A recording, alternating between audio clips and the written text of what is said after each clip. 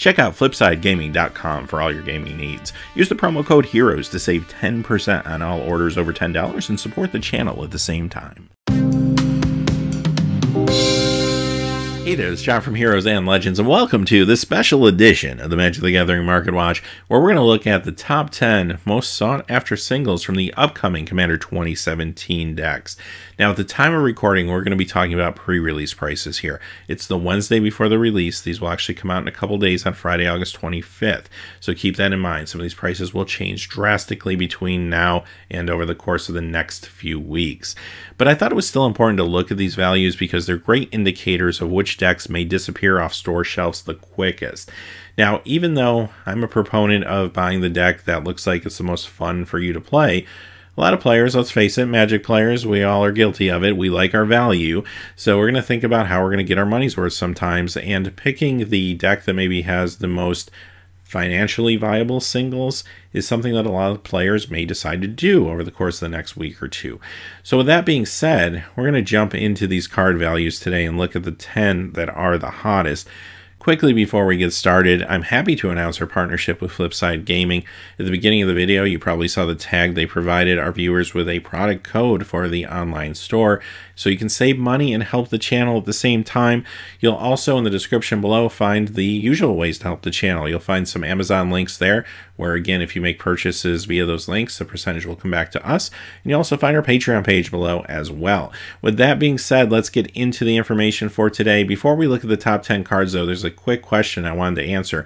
I've seen this a lot in the comments section, and I thought it could help some people to just put it out in the video. A lot of players have asked, should I buy these products now, either during the pre-release time or maybe right when they come out, even if they are a little more expensive than retail price, or should I wait and try to get them cheaper? Unfortunately, I don't have an easy answer to that, just because Wizards has done some drastically different things with this product over the last few years. If you go back to Commander 2015, they printed a ton of it. As a matter of fact, you can still find those decks at a very reasonable price. And distributors probably over-ordered and got burned on it. And then come 2016, last year when they released this product in November, you found that they really didn't print enough of it to satisfy the demand.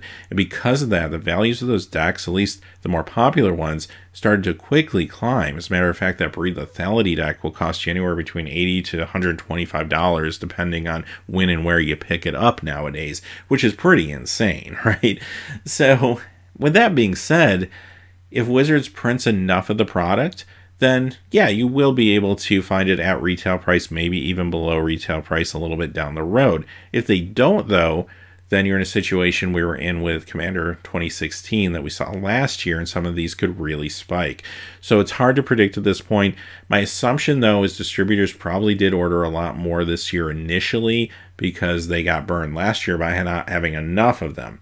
So there is a chance that the product won't be as limited as we saw last year, but it's hard to say. If Wizards wants to cut off printing, they're going to cut off printing and move on to the next thing, and that's exactly what they did to us last year. So now that that's out of the way, let's get into the cards, starting off with number 10, Edgar Markov, $4.95 right now. Edgar's a really sweet card, actually, and in some ways I think maybe undervalued. Initially, when this was previewed, a lot of players just kind of looked at it and said, oh, okay, glad they made an Edgar Markov card, but it's not doing anything really flashy or splashy or crazy. And that's true, it's not. We're going to see a lot more flashy cards on this list today. But what Edgar does, and what Edgar does good, is create situations where you can push across huge amounts of damage. This card is a workhorse card. It comes in, first off, not very expensive. Mardu colors in 3 for a 4/4 with first strike and haste. When it attacks in, it gives an Anthem effect via counter, so basically a permanent Anthem effect to itself and everything else. So you actually attack in as a 5/5 initially with haste and first strike. Oh, and by the way, that Eminence ability, which you're going to find in all the primary commanders, this particular case, it's creating tokens for you. So even those turns where you're waiting to get Markov out, he's creating tokens that later will get the Anthem effect when he attacks, not to mention any other small vampires you could play in the meantime. So the card can push across crazy amounts of damage. This is actually a really, really good commander card. Coming in at number 9 is Alms Collector for $4.99. You can find this one in the Cat deck, and I think a lot of people are thinking about this as a defensive card to just generally have on hand for Commander, maybe even for cubes. It disrupts a lot of very degenerate strategies, a lot of crazy card draw strategies that people are using as an engine for their deck. And that could be simple things like just a Stroke of Genius type effect or a Pull from Tomorrow type effect, or it could be something a little more nefarious like a Time Spiral style effect or a Wheel of Fortune style effect that can lead to a engine that creates a game win, like a Storm engine, for example. So this is something I think players are looking at as something they just want to have on hand in case they ever need it. Now the next question is this viable out of sideboards and other formats like Legacy or Vintage?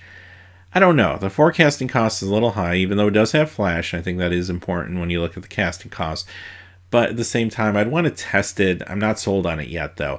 Maybe as a sideboard card out of Death and Taxes or something like that to defend against Storm strategies. I don't know. I'd try it, but I don't have super high hopes on it. It is one to watch, though. Number 8, Inala Archmage Ritualist.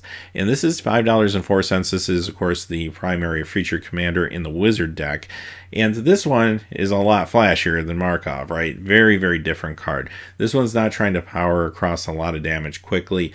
This one is all about finesse, trying to exploit those enters the battlefield effects, trying to exploit some good activated abilities on wizards that you're creating the temporary token for with haste. This card is super sweet. It does a lot of really cool things, and it's definitely going to capture the imagination of a certain subset of players that like this style of deck and this style of gameplay. Because of that, this card's pretty hot right now. Coming in at number 7, Marisol the Pretender at $5.13. This is the second Wizard commander from that Wizard deck, and I was really happy to see that they made a card of Marisol. I'm a big fan of the old school lore. The Dark was the set that first referenced this character. It was basically the antagonist of Lord Ith. You may remember from Maze of Ith fame, of course. And Marisol captured Ith and basically stole his power, put him in a cage. So when you read the rules text of this card, it all starts to make sense, right? Great top-down design on this particular card based on lore from 1994, which is really awesome. So I was really happy to see this. The card itself, much like the previous one we looked at, can do a lot of things with a little bit of setup.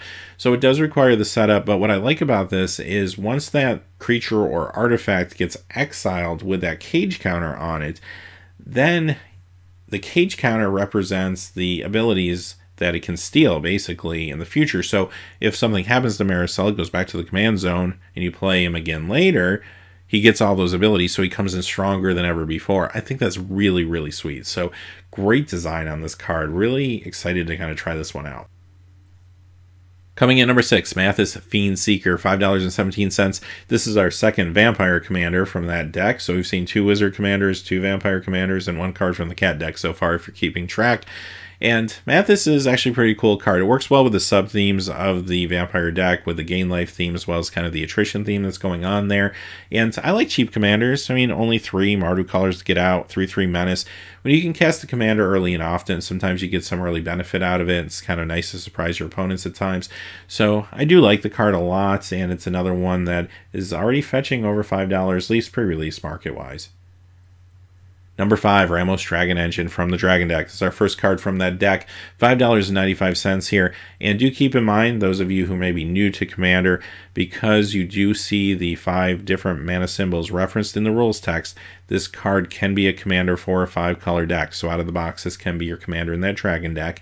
And the card's super sweet. I mean, there's a lot of crazy things it can do with that mana for sure. A lot of people thinking about things like Door to Nothingness, for example, is probably the most popular one, but there's a lot of things that are out there that people are talking about right now. Or, you know what, you just attack in with a 9/9 flyer, that could be pretty good too. So the card is amazing, and again, it kind of scratches the itch for both sides. Like, it can be super painful to just put the damage across, or if you can't get the damage across easily, then there's so many crazy things you can do with that mana. Coming in, number 4, Mirari's Wake at $9.30. Now, this is the first and only reprint we're going to see on the list today. This comes to us from the Cat deck, so it's the second card from that deck on our list. And this is a great reprint. Originally from Judgment, it did get a reprint in the first Conspiracy. I'm happy to see it here, though, because it was time. We needed one. And even though the value of the card will go down when this product actually hits shelves, it will bounce back over time. This is easily a sustainable $9, $10 card. It sees a ton of play out there. Number 3, the Dragon. This is the second Dragon Commander that we're looking at now at $9.66. And this card is awesome. I mean, first off, the Dragon, great direction to go lore-wise again. We know this character from Magic's past. Remember Sign of the Dragon from Time Spiral. Actually, that is reprinted and included in this deck too, which is pretty sweet. But the Dragon is incredible. I mean, it's a little expensive. It's going to take a little time to get it out, but it gives you the Eminence ability, so you get something in the meantime, making your other dragons a little cheaper to cast in a lot of cases. But once this card's on the battlefield, 10/10 flyer, and when one or more dragons you control attack, draw that many cards, then you may put a permanent card from your hand out to the battlefield. This is all about getting in the red zone, attacking, drawing cards, putting more crazy big things into play. Card's pretty awesome. Coming in at number 2 at $13.24 is actually the highest valued commander on the list today. It is the third commander from that wizard deck that we're looking at. It's Kess Dissident Mage. So a lot of players are looking at this card, and rightfully so. It's a very good card. Now, she can't sneak up on you like Snapcaster Mage can, and she can't pull off some crazy degenerate turn like if you are able to activate, say, a Magus of the Will or something. But what she does is just very steady, progressive card advantage over time. She's able to, on your turn, cast an instant or sorcery from that graveyard. Of course, it does get exiled after that, but that's okay. So many great choices you're going to have, especially in those Grixis colors. Great removal spells, great card draw spells. Just so much you can do with this card, and you're going to find so much value here. The raw value is what has the attention of players on this card, no doubt. Can you play this with some sort of storm strategy to supplement it? Sure you can, but even if you don't, it doesn't matter. The card's still really, really good. So yeah, this is definitely one to watch in the future. Finally, coming at number 1, Teferi's Protection at $15.02. You will find this in the Vampire deck, and this is a good one. This has caught a lot of players' imaginations, as you can see by this price tag here. Cheap instant spell, let me say that again, instant spell, that's going to basically protect you from maybe a game-ending combo, protect something that you have on the battlefield that you need for a later turn to win the game. It can simply protect you if you're trying to go off with some crazy combo. Ton of stuff you can do. Add instant speed for just 3 mana, and the art on this looks incredible. I love Teferi, one of my favorite characters in the history of Magic. Always love to see them go back into the lore with a product like this and find characters like Teferi to bring back to the forefront. And with that art, I just wish this was in foil. Unfortunately, it's not. Maybe someday in the future they'll make a foil of this. But it looks amazing with the whole city fading out, phasing out, and of course that very Mirage-esque foreground. Looks incredible. This card is fantastic. Love that phasing is back, even though phasing not one of my favorite mechanics over time. I always thought it was very slow and odd. But at the same time, if phasing was going to work on a card, this is how phasing should work on a card. This is perfect. So fantastic, fantastic inclusion here. All right, with that being said, what's our final conclusion? Well, we saw 2 cards featured from the Cat deck. We saw 3 cards featured from the Vampire deck, 2 of the Commanders, and of course this card here. We saw all 3 of the Wizard Commanders featured, and then we saw 2 cards from the Dragon deck, and those were 2 of the 3 Commanders. So when you kind of look at all of the pieces of the puzzle, here's my thought. I think the decks that are going to disappear the quickest off store shelves are going to be Vampires and Wizards. Probably Vampires even a little faster than Wizards, but between those 2, they have maybe the best expected value when you're looking at some of the singles out there. And the Vampire deck, I think, has a little bit of an edge because I think there's more players right now, just from what I'm hearing in the comments section and such, that are excited about Vampires just generally. So I think that one might be your hard to find one, at least early on. Second, Wizards. I think third, and really close third though, is Dragons. Even though we didn't see quite as many cards from that particular deck on today's list, Dragons are just an amazing, iconic tribe, and a lot of players will gravitate towards that generally, and the cards are still cool. Look at Ramos. I mean, that card's amazing. Cats are going to be 4th, and I think they're going to be a distant 4th, unfortunately. Only 2 cards today from the Cat deck. None of the commanders were featured, as you saw in this top 10. So that is going to be the deck that's going to be sitting on the shelves of Walmart for months and months, probably, which is kind of sad because I like the deck. In fact, out of the 4, that's the one I'm most excited about playing and trying out, actually. I just like cats, and a lot of players will pick it up because they like cats as a tribe. But when it comes to expected value, that one just doesn't feel quite as good when you're looking at this top 10. So, kind of is what it is there for the cats, but I still think it would be fun to pick up and play, and I think out of the box, all of these decks could be competitive, especially with some upgrades, and we did do a series of upgrade videos as well. With that being said, I hope this video helps you a little bit, at least make some purchasing decisions going forward over the next week or so. Until next time, though, thanks for watching. Please remember to like and subscribe, and have a great day. Hey, thanks for watching. This video is made possible by the generous support of viewers like you on Patreon. Check out the description below for links to our Patreon page as well as our Amazon affiliate store, where a small percentage of all sales will also help support the channel.